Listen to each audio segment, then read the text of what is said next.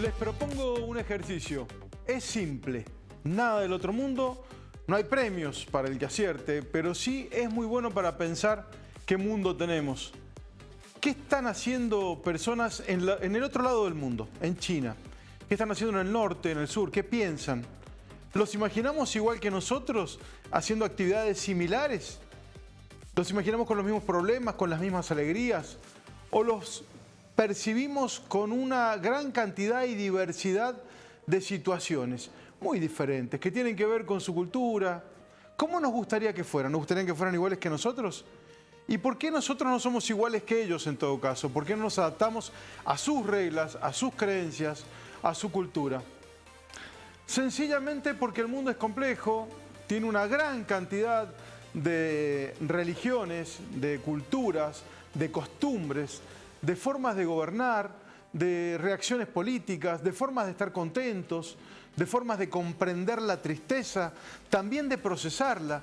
El mundo es complejo. Nos dijeron en algún momento, y nos lo creímos, porque los teóricos están para teorizar, pero la realidad después se los lleva por delante muchas veces, de que íbamos a hacer lo mismo todos juntos, de que en algún momento se iba a homogeneizar el planeta y por lo tanto nosotros, que somos Occidente, íbamos a conducirlo todo, la globalización. De alguna manera, algunos iban a renunciar menos, otros muchísimo más a las cosas que los hace personas, para adaptarnos a un sistema mundial que era el hegemónico, el que más poder tenía, el que pisaba más fuerte, el que más controlaba el comercio, las relaciones internacionales, las armas. En definitiva, no sucedió. Vamos a tratar de comprender no solo qué mundo tenemos, sino qué es el nuevo orden. Se ha hablado muchísimas veces de que hay un orden nuevo en el mundo, que las cosas se reordenan, que las cosas se clasifican de manera diferente, que hay nuevos liderazgos. ¿Quién pisa más fuerte en qué lugar del mundo? Y si hay uno que pisa fuerte en todo el mundo. Cada uno de nosotros también tenemos nuestras sospechas en torno a quién es, o nuestros gustos. También podemos llegar a pensar que nos gustaría que fuera este, aquel o el otro. Y a lo mejor, como no nos gusta el que vemos con mayor hegemonía, nos tentamos a apoyar a alguien de una cultura totalmente distinta con tal de que se vaya a este. Nos pasa con la política local, nos pasa con las cuestiones nacionales, como no nos va a pasar con el mundo. Vamos a comprender en este programa un poco más las teorías en boga en un momento de torbellino mundial de ideas y de cosas, de inventos, con una rapidez inusitada que está sucediendo en todo, en la política, en las negociaciones, en la diplomacia, en el comercio, en la tecnología, ni hablemos. Si ustedes ven los programas anteriores, hemos hablado suficiente sobre inteligencia artificial y todo lo que tiene que ver con el mundo que viene en materia tecnológica. Vamos a tratar de hacerlo y ustedes ya lo saben, pueden ver, rever, opinar en este programa a través de YouTube en el canal de 617 multiplataforma y está nuestra playlist de todos los programas que en Mundo tenemos para que los vean completos, para que los compartan. Nos interesa muchísimo la opinión de cada uno en torno a lo que hemos difundido, en torno a las personas que consultamos en todo el mundo, a nuestras propias opiniones o puntos de vista y nos interesa saber la de la gente que nos ve, sus comentarios y también las propuestas para futuros programas. Esto es ¿Qué mundo tenemos? Arrancamos con un gran equipo de trabajo aquí en 617 multiplataforma para toda Hispanoamérica. Un programa que es un programa premium de contenido gratuito, que lo pueden ver cuando quieran. Ya se los he dicho un montón de veces y me gusta repetirlo. Con la dirección de Sergio Romero, con Gabriel Romero en la producción ejecutiva, con Bruno Carretero en sonido, con Gabriel Godoy, que está en cámaras, y también con Manny Cano en la edición. Mi nombre es Gabriel Conte y vamos a arrancar con un informe muy puntual para que vayamos viendo las tensiones y quienes quieren, si bien conducir al mundo por un lado, por el otro, por lo menos decir, aquí estamos nosotros y no nos van a licuar en una idea global, que es lo que me parece que está pasando. Por eso vamos a revisar las ideas de una persona que daban por muerto, ¿no? Como es Samuel Huntington, que si bien no está entre nosotros, sus ideas parecen empezar a resucitar, porque los teóricos van y vienen a lo largo de la historia y muchas de sus cosas van quedando. En este informe, Putin y el fin de la era unipolar.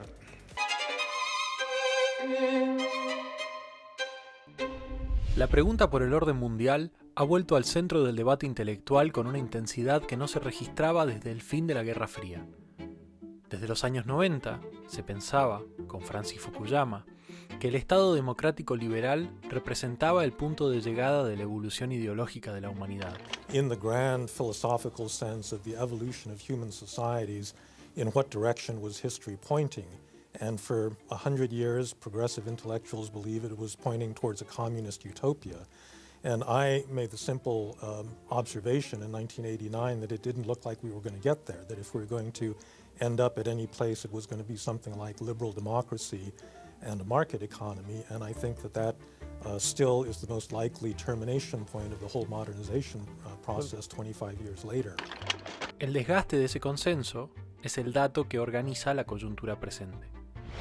El Foro Económico Internacional de San Petersburgo nació en 1997 con una función cada vez más política que económica: ofrecer a Moscú una plataforma para enunciar su visión del orden global y convertirse en el escenario privilegiado de una contranarrativa, la de un mundo que se reorganiza al margen de Occidente. En la edición de 2022, pocos meses después del inicio de la guerra, Putin formuló sus tesis con una claridad casi programática. Ante el auditorio del foro, afirmó que Estados Unidos cree que es el centro del mundo, pero la era del mundo unipolar ha terminado, y que nada volverá jamás a ser como era en la política mundial. El presidente ruso describió cambios tectónicos en la geopolítica, la economía global y la tecnología, que impactan en todo el sistema de relaciones internacionales. La figura del cambio tectónico, irreversible, geológico, situado más allá de las voluntades de los actores, es recurrente y será decisiva para el análisis posterior. Quizás la formulación más significativa fue la afirmación: Rusia y China no forman un nuevo orden mundial, sino que solo lo formalizan. No se trataría de imponer un orden, sino de reconocer uno que ya existe. En 2026 lo respalda con cifras. Los BRICS ya aportan la mitad del crecimiento mundial. El núcleo conceptual del discurso de San Petersburgo es la soberanía estatal absoluta, frente al orden basado en reglas, que invoca Occidente, al que Moscú denuncia como un eufemismo de la hegemonía estadounidense. Putin reivindica un mundo de estados-civilización soberanos que negocian entre sí sin tutela de las instituciones supranacionales. Ya en 1993, Samuel Huntington predijo que el conflicto del futuro no sería ideológico ni económico, sino cultural. Civilizaciones que chocan en sus líneas de fractura, Occidente contra el resto. Sin embargo, la profecía no se va cumpliendo. Las civilizaciones no son fortalezas selladas, nadie tiene una sola identidad, y la mayoría de las guerras ocurren dentro de cada civilización, no entre ellas. El filósofo Jorge Alemán propone otra clave. Lo que emerge no es un choque de culturas, sino el neoemperador. Bueno, llamo neoemperadores a un determinado tipo de figuras políticas que surgen en el preciso momento en donde el capitalismo se separa de la democracia o intenta separarse de la democracia. Llamo neoemperadores a un grupo de líderes que ya actúan sin reglas, bajo el estado de excepción, y tratan de moverse de tal modo que nada les pueda imponer un límite. En otros términos, llamo neoemperadores a unas figuras que han surgido en la misma época en donde para los pueblos es muy difícil constituir una autoridad simbólica permanente. Derivan su autoridad de una mezcla singular de espectáculo mediático, plebiscito permanente, gestión tecnocrática y autorización de la crueldad. Son los Trump, los Putin, que encarnan el poder y producen enemigos al servicio de un capitalismo de guerra, donde el neoemperador promete soluciones, pero lo único que logra es intensificar el conflicto. Quizá no estemos ante un nuevo orden, sino ante un viejo desorden con tecnología nueva. Pero, recuerda Alemán, ningún poder puede cerrar del todo lo humano, y ahí, en ese resto indómito, sigue abierta otra posibilidad. Yo estoy obligado, y cuando digo que estoy obligado, yo no distingo de deber de deseo, porque el deseo no es un capricho de que uno hace lo que se le da la gana, es un deber también. Yo estoy obligado a pensar que hay un resto indómito en el ser humano, y que al ser humano no se lo puede finalmente destruir del todo. y que no se lo puede capturar definitivamente en toda la estructura de maquinaciones que esto está promoviendo. Lo que sí creo importante, hablando del resto indómito, es que hay en la historia suficientes casos de personas que sin tener en cuenta su bien, y tampoco porque eran locos, ni masoquistas, ni querían algo sacrificial, no retrocedieron. Y eso me parece que es uno de los pocos lugares en donde todavía se puede pensar otra cosa.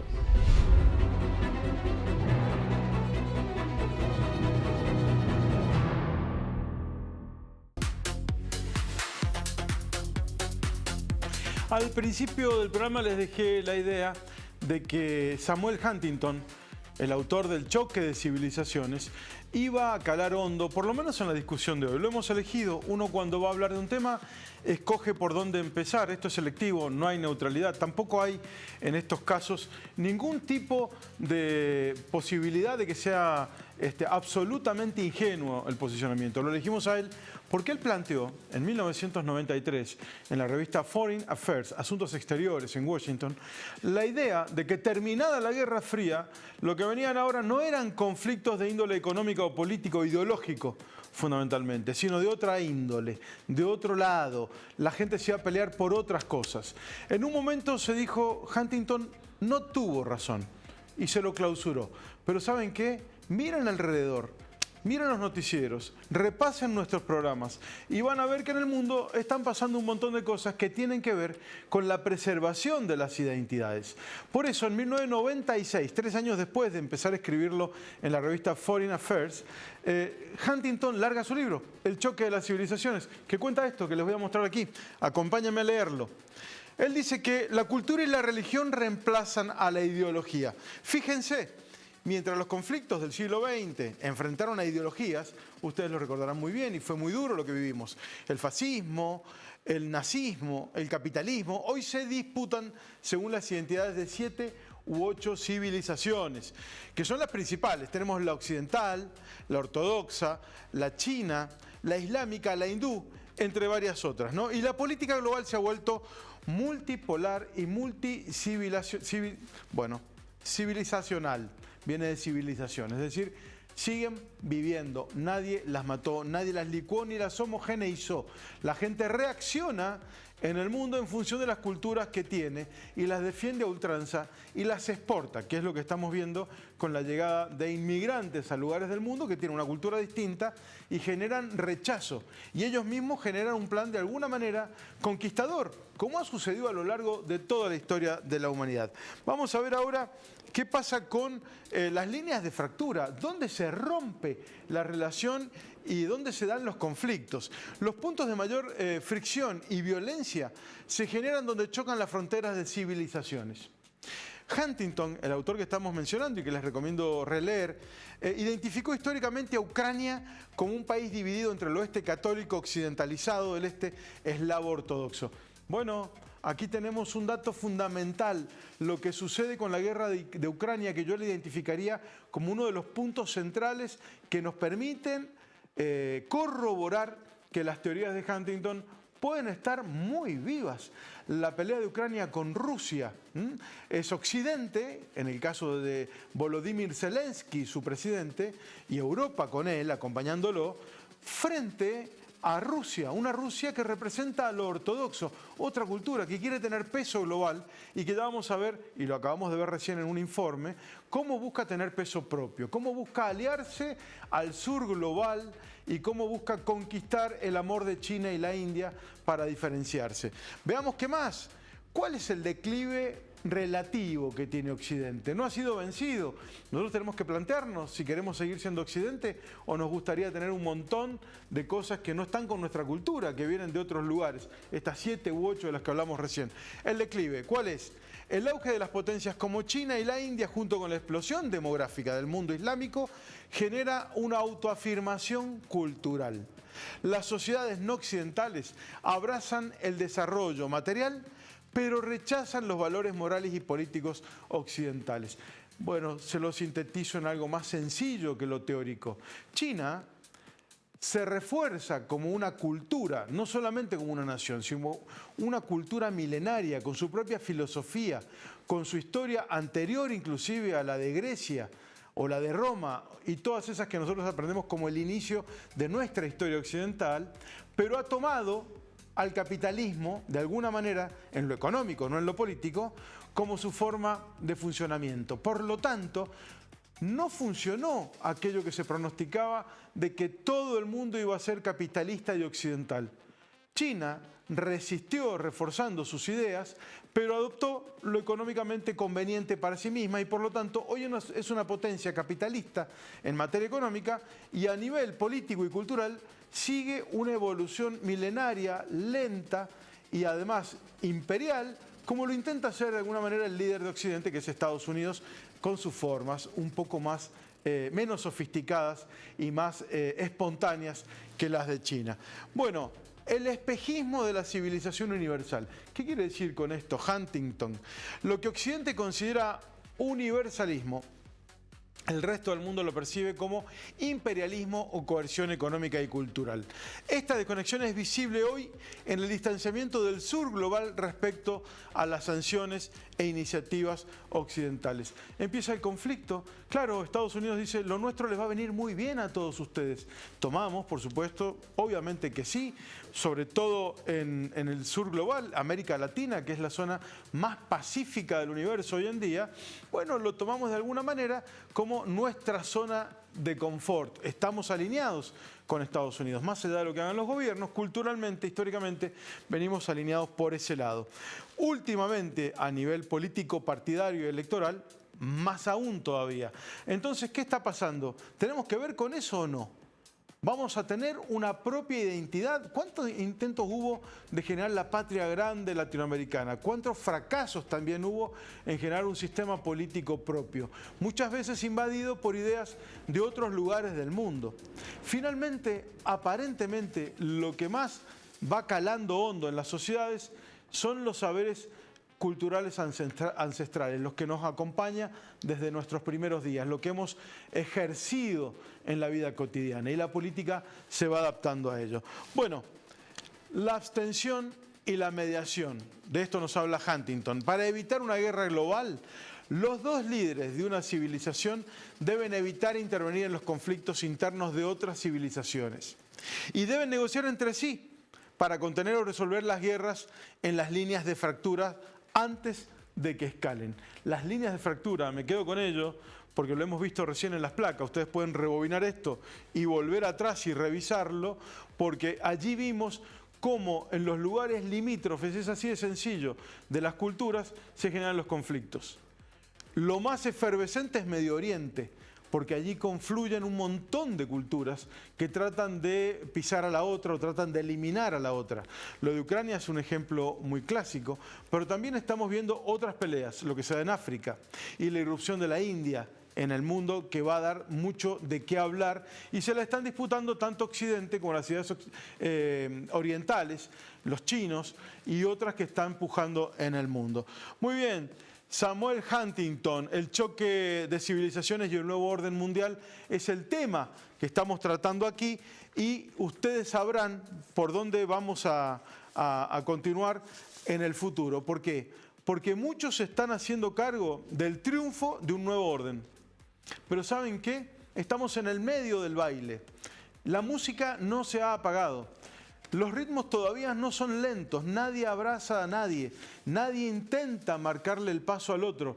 Estamos viendo el caos de la discusión en este momento y es por eso que ya hablamos de lo que pasa con Rusia y Vladimir Putin, que está buscando un lugar en el mundo, pero también tenemos que hablar con quién es en realidad Donald Trump y si él representa un liderazgo fuerte, si él es el líder o no de Occidente, qué plantea Europa ante este esquema. No tienen muy buena relación con Donald Trump. Y además, ¿cuáles son las otras iniciativas que hay en el mundo en torno a cómo ordenarse? En definitiva, ¿no les parece que tenemos que hablar más que del orden mundial, de un desorden mundial? Y bueno, en este caso hubo un seminario, América Latina frente al nuevo desorden mundial, en donde participaron Juan Gabriel Tocatian y el embajador de la Unión Europea en Argentina, Eric Höeg. Nuestro equipo estuvo allí con Sergio Romero y este es el informe de lo que se habló en ese encuentro, para ordenarnos nosotros en medio de todo este desorden. Un académico y un diplomático sentados en el mismo panel, discutiendo si el mundo que conocíamos ya terminó. Eso pasó en la UNTREF.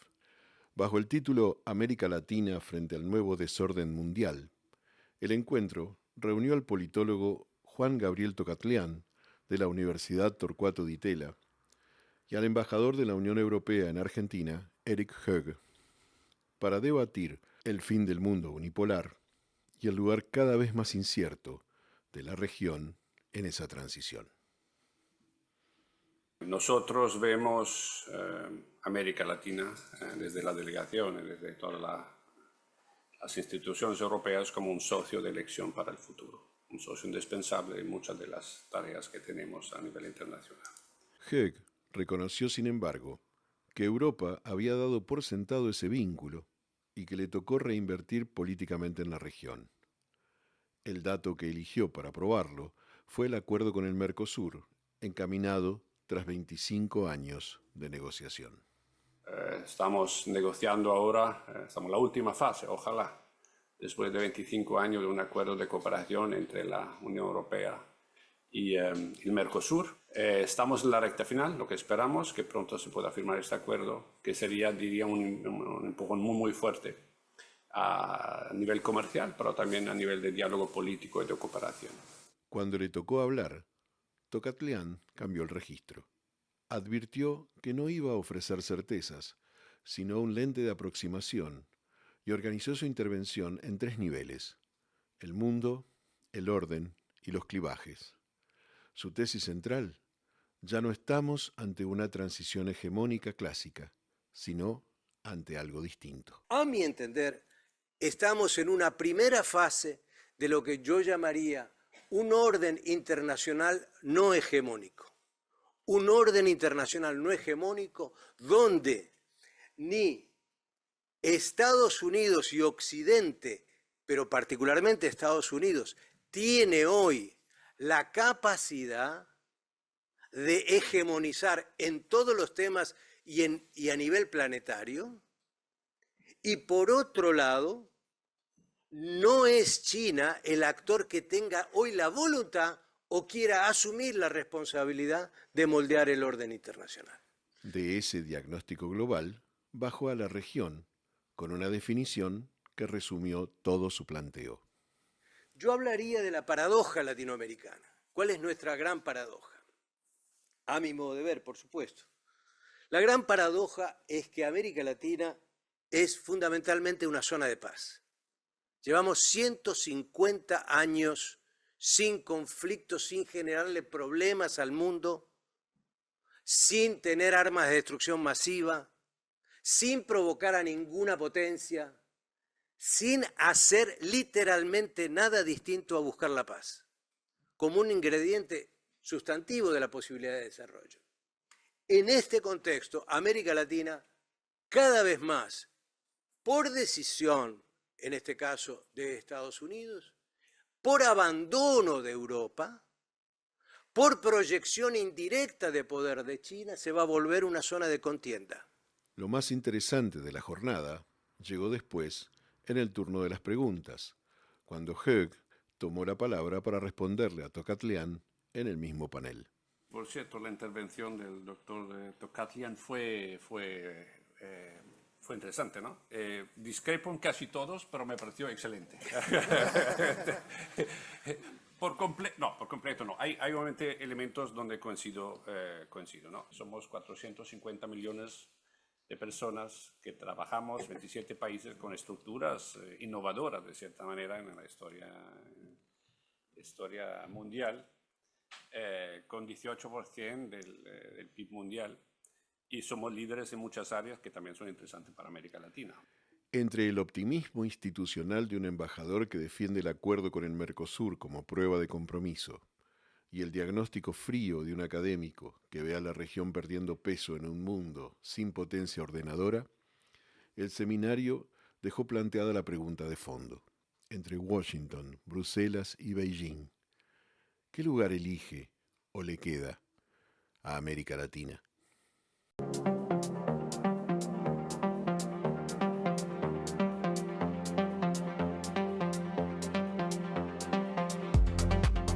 Bueno, hemos agitado las ideas un poco a propósito para hacer una especie de simulación de lo que está sucediendo en el mundo hoy. Estamos en el centro de un huracán, no hay nada definido, no hay nada definitorio tampoco, y es entendible que sea muy difícil comprender en dónde está parado cada uno. El ejercicio que les propuse al inicio, lo anexamos a otro. No es fácil hoy dividirnos por si respaldamos a países democráticos o nos sentimos representados por naciones autoritarias, porque se han cruzado los roles. Fíjense ustedes, si consideramos a los países comunistas como lugares autoritarios, y lo son, en relación con la democracia liberal que hemos ejercido durante casi toda nuestra existencia de este lado del mundo, ahora también tenemos el abandono de las democracias liberales por democracias de otro tipo, y en muchos casos también muy poco democráticas en todo caso, dentro de lo que es Occidente. Por lo tanto, es muy difícil decir no estamos de acuerdo con una teoría de un país que venga en tono autoritario, como Estados Unidos, por ejemplo. ¿Quién es Donald Trump? Donald Trump, que pretende liderar el mundo, lo hace a partir de un conflicto interno muy fuerte, es decir, tiene su propio país en descomposición de alguna manera, con una fuerte crisis política y de identidad interna, y por lo tanto, como se sabe a nivel política internacional, cuando los países no pueden o no quieren resolver sus problemas internos, ¿qué hacen? Generan conflictos en el exterior, los auspician, los dinamizan de modo tal de cubrir los problemas que tienen adentro.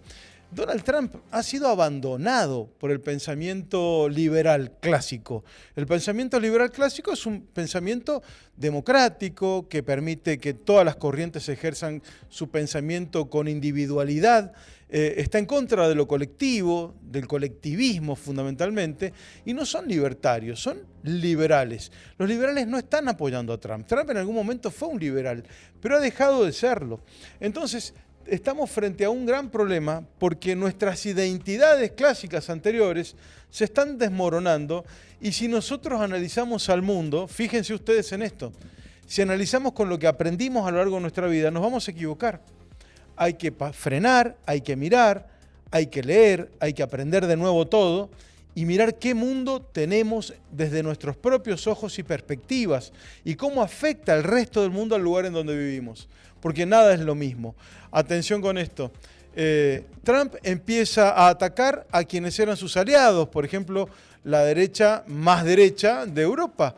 ¿Por qué? Porque hay un conflicto dentro de Occidente que separa a Europa de los Estados Unidos. Europa quiere dominar su propio territorio con sus propias formas y modales porque se siente el centro del universo occidental, pero Estados Unidos dice no, homogenícense con nosotros, que somos los que tenemos la verdad revelada sobre cómo tiene que organizarse el mundo, que es el capitalismo, que es el libre intercambio, y nosotros sabemos cómo avanzar.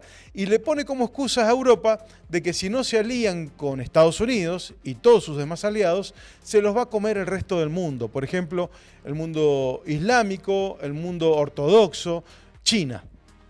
Frente a ese miedo hay un gran problema, porque se empiezan a pelear los europeístas más extremos con Estados Unidos. Allí está la defensa que hace, por ejemplo, Vox en España con Santiago Abascal de la primera ministra italiana Giorgia Meloni, porque Trump la ataca permanentemente. Y Giorgia Meloni viene a asumir el liderazgo de la derecha, más derecha europea, después de la derrota de Viktor Orbán en Hungría, que era el líder de ese sector. Ella asume ese rol. Hay mucha crisis en todo esto. De hecho, se acaba de realizar una cumbre en Ankara, que es la capital de Turquía, en donde la Organización del Tratado del Atlántico Norte, la OTAN, le dice a Estados Unidos, nosotros estamos armados para defendernos, no nos hace falta que nos provoquen, que nos amenacen, que nos insistan y que nos quieran dirigir desde Washington. Bueno, es Occidente que se divide, con un Trump que abandona las ideas de la democracia liberal para volverse una democracia de índole más bien de tono autoritario y con contenido imperial, que amenaza con una ruptura, un nuevo límite, de esto de los que hablaba Huntington, un límite pero dentro de la misma cultura. A ver, cuando se trata de definir qué representa Donald Trump en esta época, aparecen dos analistas, dos politólogos, como son Stacy Goddard y Abraham Newman, que dicen, esto se llama neorrealismo. ¿En qué consiste el neorrealismo? Se los explico muy fácilmente, ustedes abunden después buscando más información. El neorrealismo es una especie de vuelta al feudalismo en donde lo que trata Estados Unidos es de conquistar pequeños reinos. Díganme si Venezuela no es un pequeño reino bajo la tutela de Estados Unidos.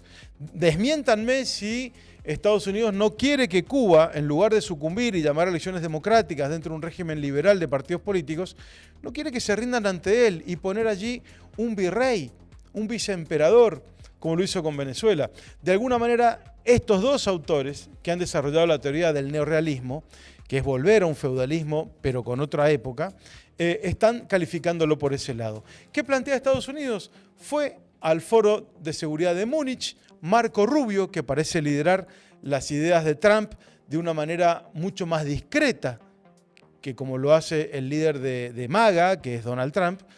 Marco Rubio planteó a Europa, mire muchachos, no nos peleemos, tenemos que seguir juntos, vamos adelante porque nos va a comer el resto del mundo, como lo habíamos hablado antes.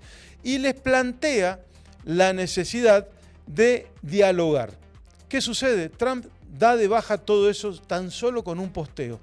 Esa es la costumbre que está teniendo el presidente y díganme si esto es un ejercicio democrático, que se puede considerar liberal o si se puede considerar dentro de las costumbres habituales de Occidente. No sé, se los planteo a ustedes, pero ¿no están viendo en medio de este torbellino, este huracán, que Trump por ahí tiene rasgos más parecidos a los de Vladimir Putin o los de Xi Jinping, por ejemplo, queriendo hacer lo que se le canta, cuando quiere, como quiere, con los modales que quiere, condicionando cosas, haciendo anuncios para el mundo desde su lugarcito en Washington?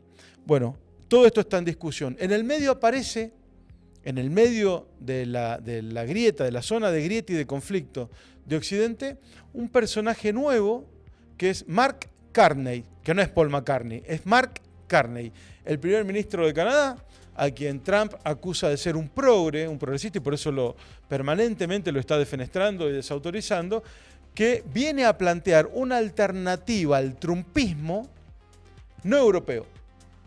Una cosa nueva, una tercera vía, diciendo, miren, lo de Trump está mal, Europa está equivocada en anclarse en su pasado y creer que con eso le basta, hay que organizarse como Occidente para seguir siendo la cultura que fuimos durante toda nuestra existencia.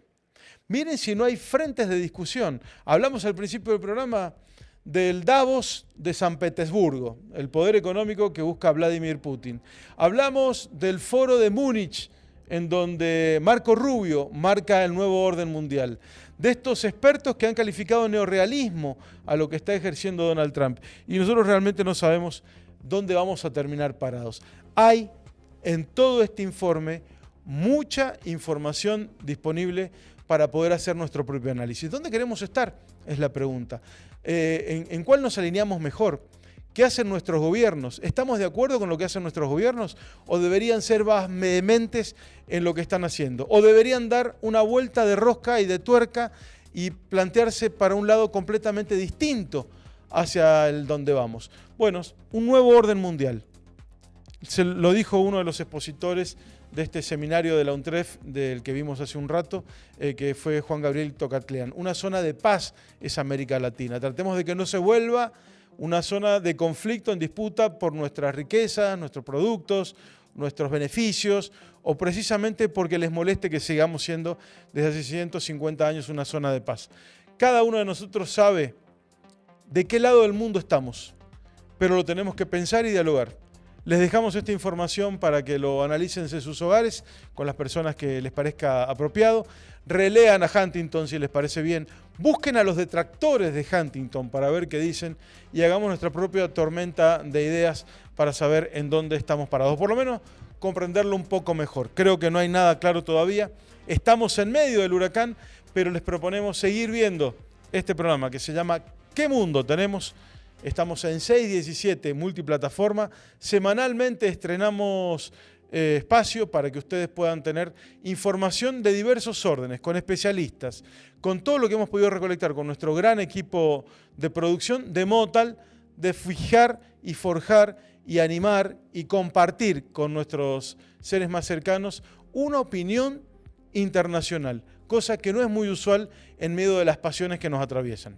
Les agradezco que nos hayan acompañado. Mi nombre es Gabriel Conte, estoy en la conduccción del espacio, pero es un equipo que dirige Sergio Romero, con Gabriel Romero como productor ejecutivo, con Bruno Carretero en los sonidos, con Mani Cano en la edición y con Gabriel Godoy en las cámaras. Muchas gracias y hasta el próximo encuentro.